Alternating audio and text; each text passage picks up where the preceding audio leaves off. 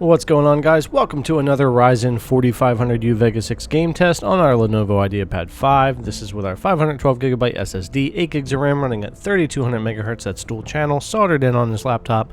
We are plugged in, running extreme performance mode.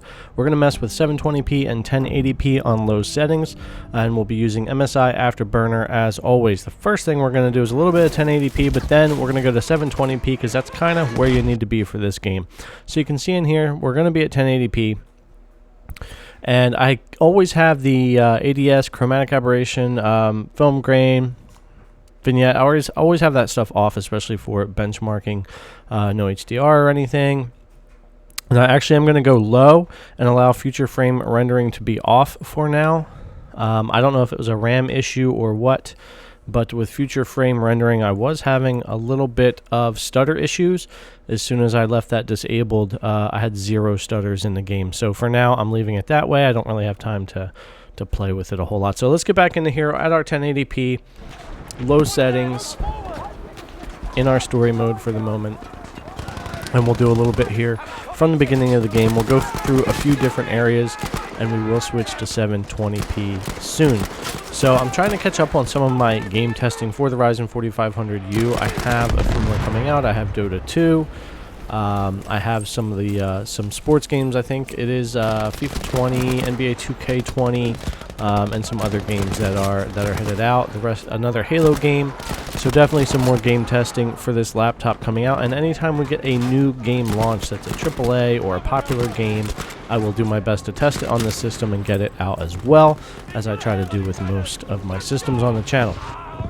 I've also got the FX 8320 build with the 1050 Ti finished. It's ready to start testing games. I rebuilt that, got an SSD in there, reinstalled Windows, all that kind of stuff. Got a new case, new power supply. It's old system's feeling good. The old system's feeling a little bit newer, and we'll be starting the game testing on that. That's the system you guys voted for here in the community, so I'll be starting to put games out on that. Let me know in the comments what you might want to see. I do not have a games list yet that I'm going to start with on that, but I'm definitely going to be working on it. Also, a lot more coming with cloud gaming and a lot more with Shadow and all those types of things. And I'm also building another PC right now to handle the 4000 series desktop APUs that are about to come out, so I can game test on there for you guys as well on a brand new build. So anyway, back to Battlefield 5. You can see this running in the 20s most of the time at 1080p here. On this map, you'll see it's completely different. It's not nighttime, lighting's different, a lot of things are different. And it runs a little bit faster, which this was a good example showing that, you know, really depending on what you're doing in this game or any game, is the performance is going to vary dramatically. So even when we do these game tests, it doesn't tell you how the entire game's going to play the entire time, but it gives you a snippet, it gives you an idea how the game's going to play as you're going through here. So here in just a little bit, we'll go ahead and switch to 720p, because even though the game runs just fine at 1080p, I think a lot of people, for the smoother frame rate, might be wanting to go with 720. So we'll switch over to that for the remainder of the video here in just a little bit.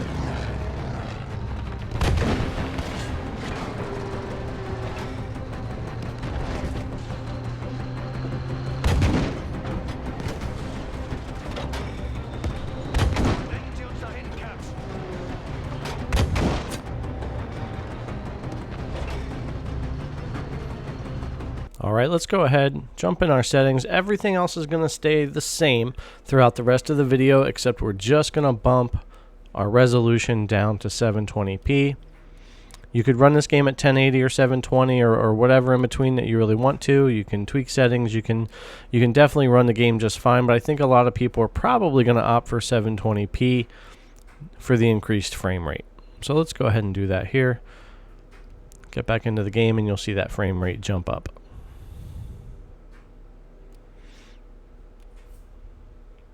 Alright, so here we go. Instantly, there we go, right up into the 50s rather than down into the 30s. We gained almost 20 FPS right there by changing our resolution to the 720p, leaving everything else the same.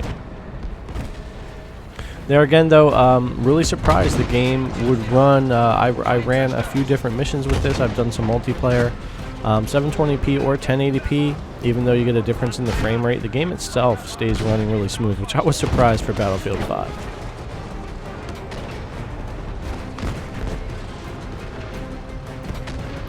Great job by the CPU here as well.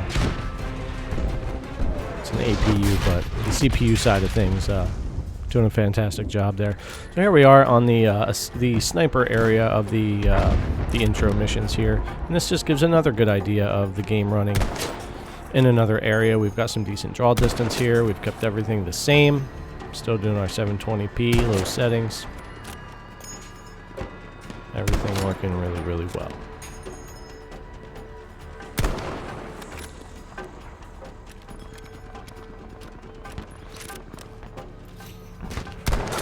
And honestly, even at low settings, I really expected this game to give me more trouble.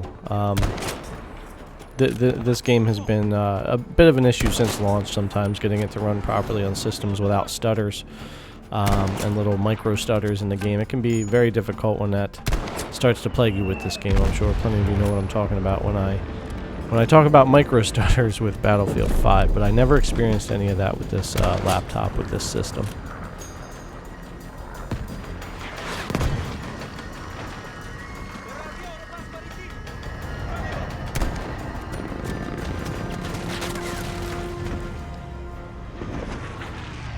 Total war brought death home.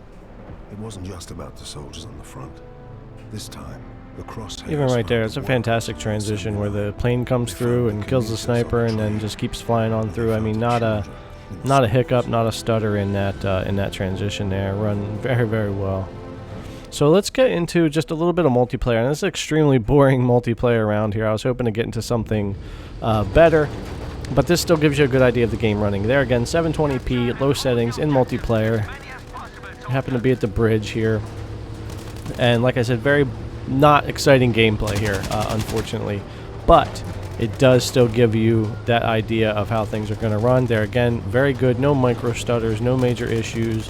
I've had no crashes, no driver issues, no problems with Battlefield 5 on the Ryzen 4500U. And this is running all the latest Windows updates, driver updates for the GPU, game updates, everything as of right now. Doing this video July 6th, 2020. Everything's fully updated to the newest Windows and everything.